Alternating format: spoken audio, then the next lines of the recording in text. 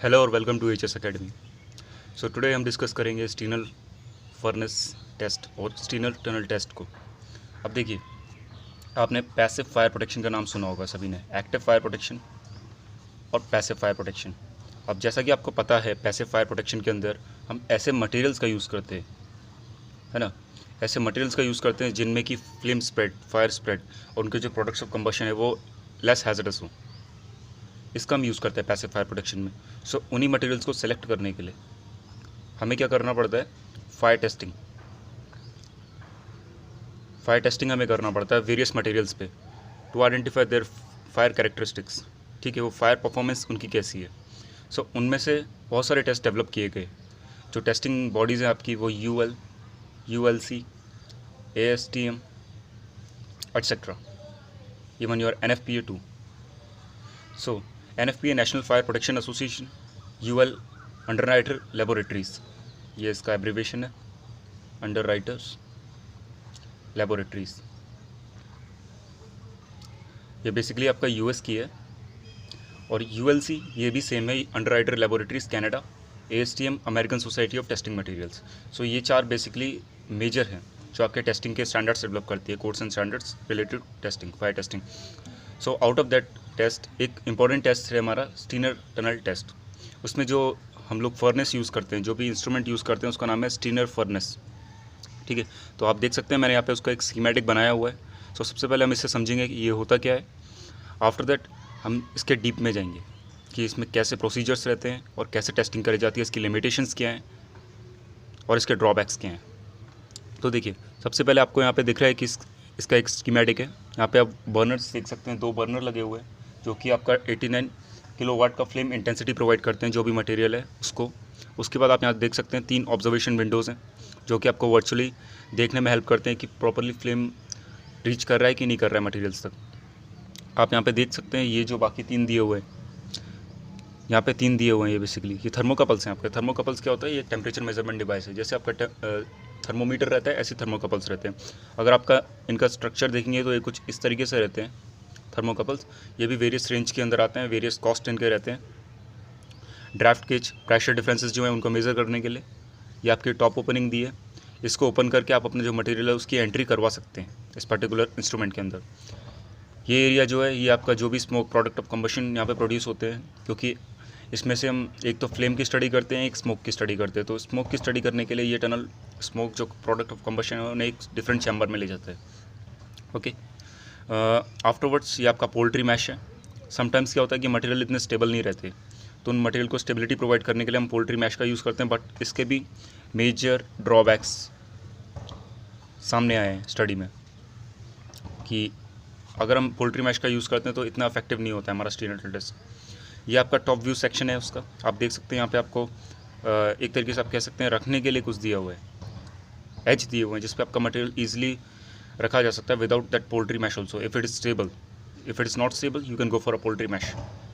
सो now अब हम इसका स्टार्ट करते हैं कि बेसिकली इसका यूज़ क्यों किया जाता है। देखिए, कोई भी अगर मटेरियल है हमारे पे, ठीक है, उसका जो सरफेस फ्लेमेबिलिटी कैरेक्टरिस्टिक्स को आइडेंटिफाई करने के लिए अगर उस पर फायर लगती है तो वो किस तरीके से मतलब बिहेव करी होगी उसके सरफेस पे, उसको हम आइडेंटिफाई करने के लिए इसका यूज़ करते हैं। ये आपका ये टेस्ट बेसिकली डेवलप किया गया था अल्स्टीनर के द्वारा। ठीक है, अब इसका जो डेवलपमेंट क्राइटेरिया था वो आपका 1944 में से डेवलप किया गया था। अब इसमें क्या होता था कि बेसिकली जो ये अल्स्टीनर थे ये UL में काम कर चुके थे, तो इन्हें फायर टेस्टिंग का बहुत अच्छा नॉलेज था और कहा जाता है कि ये इनका वैसे भी फायर प्रोटेक्शन का बैकग्राउंड है, तो इस वजह से इन्होंने ये टेस्ट को डेवलप किया।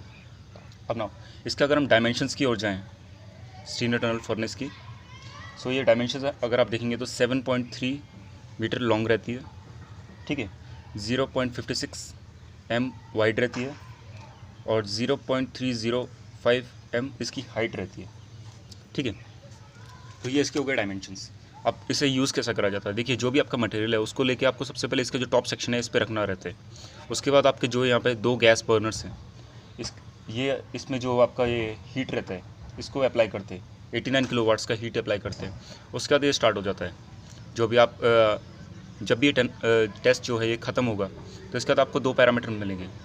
एक तो होगा आपका FSI, सेकेंड होगा SDI। अब देखिए, FSI means flame spread index, SDI means smoke develop index. अब FSI क्या बताता है कि जो आपका टाइम है और डिस्टेंस कितना ट्रैवल कर रहा है, ठीक है ना, कितने टाइम में कितना डिस्टेंस ट्रैवल करा है फ्लेम ने। और SDI क्या करता है कि स्मोक की जो ऑप्टिकल डेंसिटी है उसको बताता है आपको, ठीक है। FSI को हमने 4 पार्ट में डिवाइड करा है। ये एक आर्बिट्री स्केल होता है 0 to 100 के बीच में, उसके बीच में डिफरेंट रेंज में हमने इसे 4 टाइप में डिवाइड करा हुआ है। तो उससे हम पता लगा सकते हैं कि मटेरियल किस कैटेगरी में फॉल होता है और उसके रिक्वायरमेंट्स हम समझ सकते हैं उसके बाद, ठीक है। अभी इसके बाद अगर हम इसमें बात करें, जो आपके प्रोडक्ट ऑफ कंबशन निकलते हैं यहाँ से, ये मूव होते हैं एट द वेलोसिटी ऑफ 73 से मूव होते हैं यहाँ से। अगर हम इनका 73 मीटर्स पर मिनट की वेलोसिटी से मूव होते हैं, और अदर सेक्शन में जाके ये भी टेस्ट होते हैं। अब स्मोक के लिए भी वेरियस टेस्टिंग अवेलेबल है, लेकिन ये one of the traditional test है जिसमें कि स्मोक भी ऑटोमेटिकली टेस्ट हो जाता है ना। अभी इसमें नेक्स्ट बात हमें क्या समझनी है, इसके ड्रॉबैक्स क्या हैं। अब देखिए, ये जो टेस्ट बेसिकली डेवलप किया गया है, ये ऐसे मटेरियल्स के लिए डेवलप किया गया है जो थोड़े से मतलब स्टेबल हैं।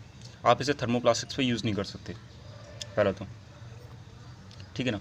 थर्मोप्लास्टिक्स में यूज़ नहीं कर सकते क्योंकि ये मेल्ट होने के बाद जो भी आपका जो प्रोडक्ट ऑफ कंबशन है वो निकलने के बाद जो थर्मोप्लास्टिक्स है वो इसकी सरफेस पे आ जाएंगे, और कुछ बेनिफिट नहीं रहेगा इसका, क्योंकि वो नीचे सरफेस पे आके फिर से बर्न होने लगेंगे। क्योंकि आपको पता है जो थर्मोप्लास्टिक्स रहते हैं इनमें 2 स्टेप पायरोलाइसिस रहता है, ठीक है, तो ये बर्न होने लगेंगे, तो इससे कुछ बेनिफिट नहीं है। और बाकी बात रही, ये one of the traditional test है जैसा कि मैंने बताया, तो इतना ज़्यादा अभी यूज़ में भी नहीं है। और इसमें जो पोल्ट्री मैश के इफेक्ट्स हैं ये बहुत ही ज़्यादा है। पोल्ट्री मैश अगर आप यूज़ करते हैं तो इसके बहुत से जो आपके मतलब रिजल्ट्स में बहुत ज़्यादा डिफरेंसेस आप देख सकते हैं अगर आप मैच करेंगे विदाउट पोल्ट्री मैश और विद पोल्ट्री मैश के साथ। सो आपको ध्यान रखना है कि इसमें पोल्ट्री मैश ना ही यूज़ करें तो बेस्ट रहेगा सबसे ज़्यादा। तो ये हुआ इसका पोल्ट्री मैश का। अभी नेक्स्ट हम देखते हैं इसके लिमिटेशंस के बारे में। अब देखिए, ये जो टेस्ट है, जैसे आपको पता है कि जो फ्लेम है वो डायरेक्ट इंटरेक्ट करती है जो भी हमारे मटेरियल्स यहाँ पे इंस्टॉल्ड हैं, ठीक है। तो इससे हमें रेडिएंट हीट फ्लक्स जो RHF रहते हैं उसका अंदाज़ा नहीं लगा सकते। रेडिएंट हीट फ्लक्स से मटेरियल्स की फ्लैमेबिलिटी क्या होगी, सरफेस फ्लैमेबिलिटी, ठीक है। तो इसके लिए हम इसे यूज़ नहीं कर सकते, इसके लिए हमें दूसरा टेस्ट यूज़ करना पड़ेगा जो रहता है रेडिएंट पैनल टेस्ट, RPT। सो ये सम ऑफ द ड्रॉबैक्स थे इस टॉपिक के। I hope you can understand. This is the full analysis of this topic. If you like the video, don't forget to press the like button, share that video, comment on the section box if you have any suggestion for the next video, and if you are new on the channel, kindly subscribe it, and don't forget to press that bell icon for the latest notification of every single video I upload. Thank you for listening and all. God bless you all.